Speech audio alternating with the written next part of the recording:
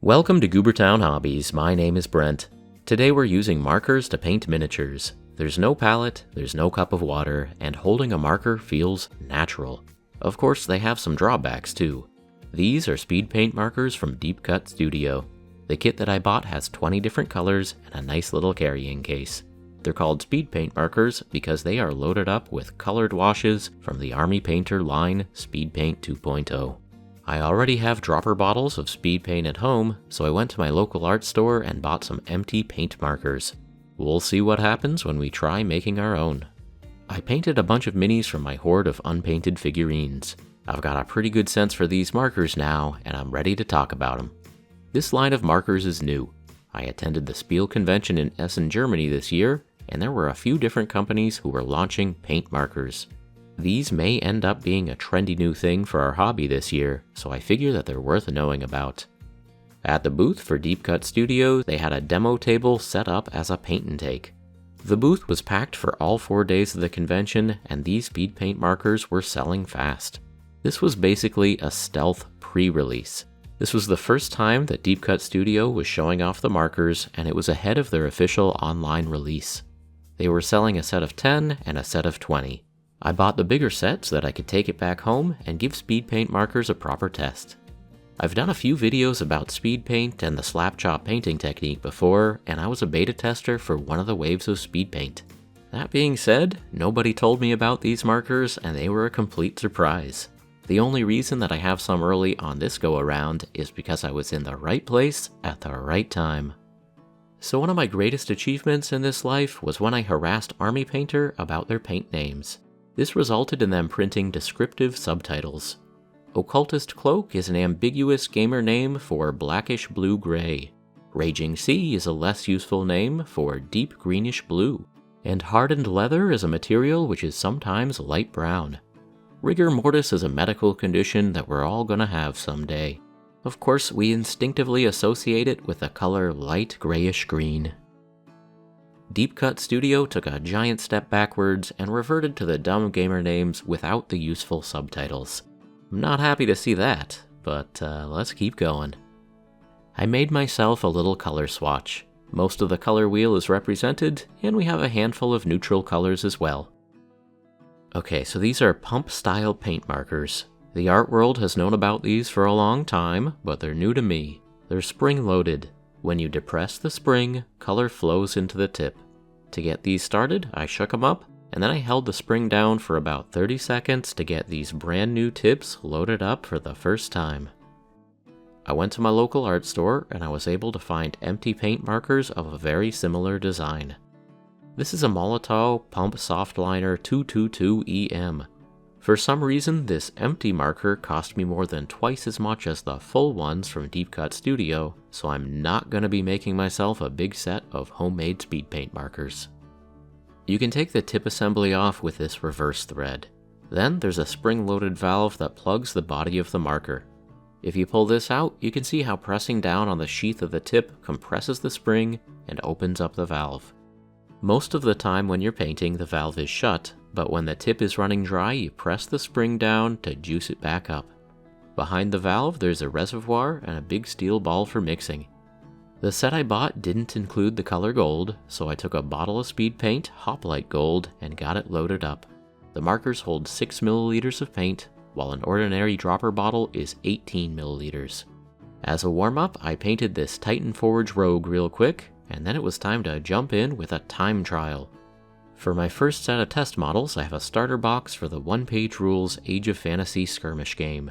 These models are made from Cyocast, and they're actually produced by Titan Forge. We've got 5 Saurians, like Aztec lizard people, and we have 5 mummified undead with a sweet Egyptian theme.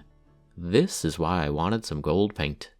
As a base coat, I primed these with black, then a heavy zenithal squirt of gray, then a light zenithal squirt of white. Monument Hobbies had sent me some spray paint to check out, and yep, it works.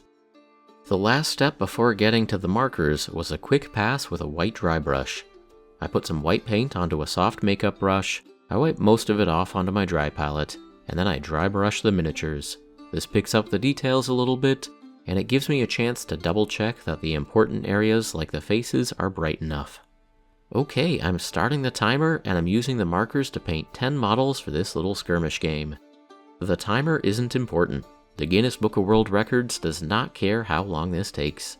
I'm just trying to get a data point to help us think about what these markers might be good for. Spoilers, I spent a total of 5 hours on this batch, an average of 30 minutes to paint each of these models with markers. This is similar to how long I would spend to apply speed paint to each of these models with a paintbrush. In general, my average speed for a model of this size is closer to 2 or 3 hours. I usually enjoy going slow and moving regular acrylic paint around with a paintbrush. I don't use speed paint in my day-to-day painting unless I need a colorful wash for something. Once in a while though, I'll have an itch to paint fast. In those situations, speed paint over this style of black and white undercoat is an effective technique. The undercoat sets some basic shadows and highlights, and now we put colors over the top. If this is your first time seeing this technique, well, after this video, you can do a search for the word slap chop. I've already made a few videos about the speed paint line and about the slap chop technique, so we have a pretty good baseline to judge these markers. Let's dive into the pros and cons. On the plus side, there is no palette and no cup of water. You don't need to constantly clean your brush and reload it and reform the tip. These are markers. If you want to change colors, it's as simple as capping the one that you're using and uncapping the next one.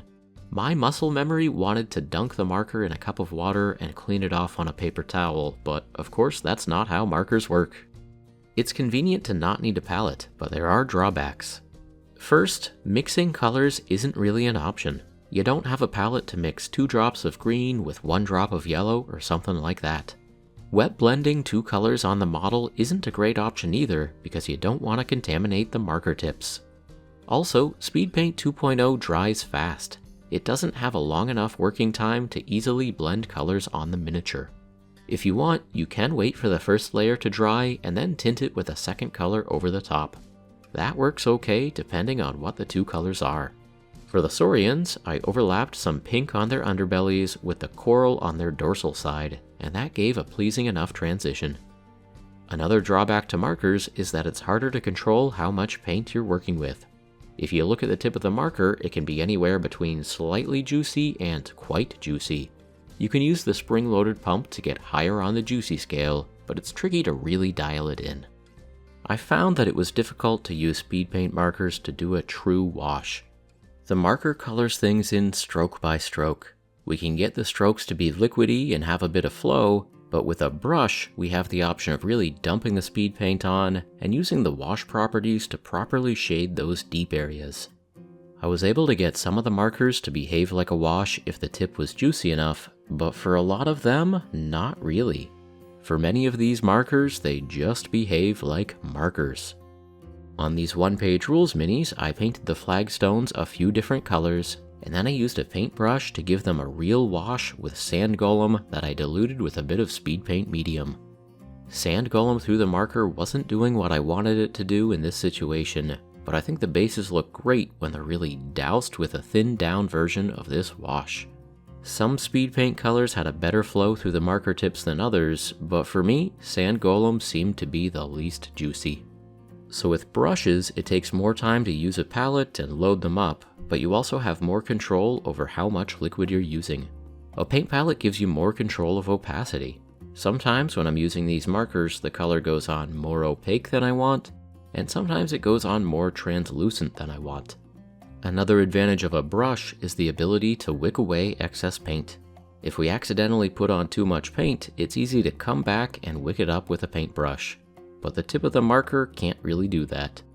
Of course, with palettes and paintbrushes, we can also change the size of the brush. These markers have a single one-size-fits-all tip. Now, all things considered, I do like these marker tips. If you use the side of the tip, you can paint a big surface pretty quick, but the point is still fine enough for a bit of detail work. Look, I was even able to paint the eyes and the pupils on the geckos, but I wouldn't want to try anything smaller.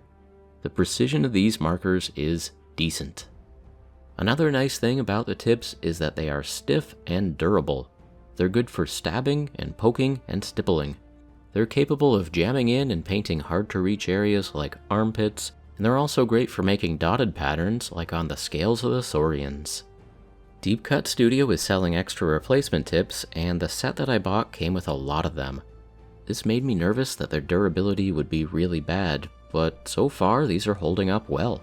I was told that the demo markers at the booth in Essen endured 4 straight days of continual use with no problems. That's awesome. Now, something I don't know yet is how the tips will hold up to long-term storage. The caps have a tight seal, and you can see the condensation in there. A tiny colorful terrarium, a sealed ecosystem of paint and juices. If we come back to this marker a year from now, it'll be interesting to see whether the paint still flows or if we need to replace the tip. Replacing the tip is easy, but I don't have a good read on how often this will be necessary. Anyway, here we are. 5 hours of painting with markers, and we've got 2 factions ready for 1-page rules Age of Fantasy skirmish. The paint jobs aren't great, but for 30 minutes per model, well, they're not bad either. I don't know if I'll ever play this game, but the models are table ready. Hey, it really is only 1 page of rules. The rules themselves are on the front, and the unit statistics are on the back. Not bad. Oh dang, the tokens are pretty nice too. Solid MDF construction with pretty colors. Nice. Very nice. It's been cool to see the growth and the success of 1-page rules. At that convention in Essen, there was a whole row of those online STL companies that have really started to go mainstream. Titanforge, 1-page rules, Archvillain Games, Loot Tavern, they were all clustered in the same area. It was neat to see all of their collaborations and cross-promotions and physical miniatures. So next up, we're gonna paint this starter set for the game Bloodfields by Titanforge. I bought this starter set 3 years ago at Adepticon, and it's been sitting in my pile. Now seems like a good time to get it painted. Whoops, my Bloodfields box had a duplicate cat person, and I am missing one of the other characters. Whoever packed this box 3 years ago made a boo-boo, and it was bad luck that it got sold to a YouTuber. The good news is that I'm gonna be super chill about it.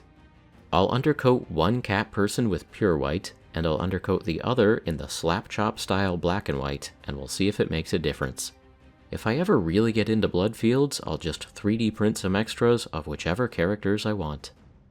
I decided to make myself another color. This time I'm loading up an empty marker with Broadsword Silver, which is a darker steel color. I was surprised that my favorite marker in the set was the silver. The one I loaded up with gold has been great too, and I'm going to be keeping both of these on my painting desk. Even after all of these years of painting, I'm still not very good at using true metallic paint. I still get globs and other nasty textures sometimes, but Speedpaint Metallic through a marker has been shockingly good.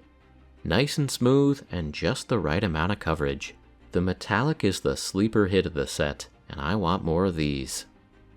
Okay, let's talk big picture. What's the point of Speedpaint markers, and who are they for? Using a marker is natural and intuitive. All of the hours that we spent back in school using pens and pencils have given us the muscle memory and fine motor skills that we need to operate a marker.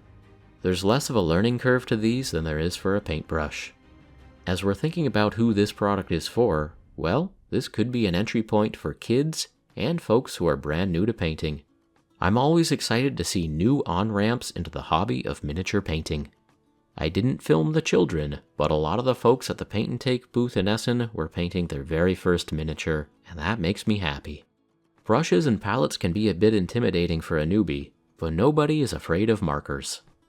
Something else that popped into my mind is the possibility of bringing these to your RPG night. A ton of folks who play D&D and other pen and paper RPGs have never painted a miniature. Put some markers and some white primed miniatures on the table. You can hang out and do some coloring while you're waiting for the final member of the party to get out of work, or while you're waiting for the pizza delivery. Heck, I think it's reasonable to color a mini while you're playing. I've done it before. Having a craft to kind of keep your hands busy during the game is nice. Plus, it reduces the urge to check your phone. You don't need a palette or a cup of water, so these markers might be good for travel or painting in unusual places. At the game table, on the bus, in the airport, at Applebee's, get creative with it. I'm always excited to see new tools and techniques get used in this hobby. I hope some people give these markers a shot and find some clever ways to use them. My experimentation here is a start, but I'm curious to see what role these will end up filling. My preference when I'm painting minis is to spend longer on them and have them look a bit better at the end, but I know there are folks who just want to get things painted quick and get them onto the table. Even though I'm not in love with the results for my 30-minute paint jobs, there are glimmers of things that I really like. The rhino and the hyena are two of my favorites. I like the characters, and I like the basic paint scheme that I sketched out for them. I'm tempted to either grab my paintbrushes and keep going on some of these models, or get a fresh copy and give them the love that they deserve. For the two cat people, neither of them are amazing, but I can confirm that I do prefer the black and white undercoat. One more thing that I want to mention is that Speedpaint markers are kind of an off-label use for speed paint.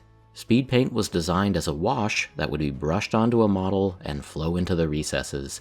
In this use, the flow of speed paint is helping it to move through the markers pretty well, but it isn't behaving as a wash in quite the same way.